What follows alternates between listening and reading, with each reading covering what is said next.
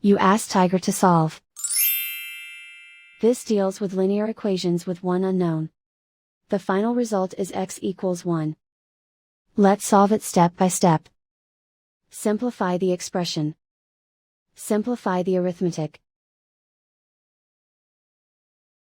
Group all constants on the right side of the equation.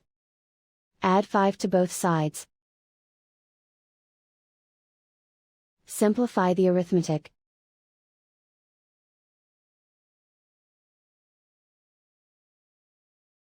Isolate the x.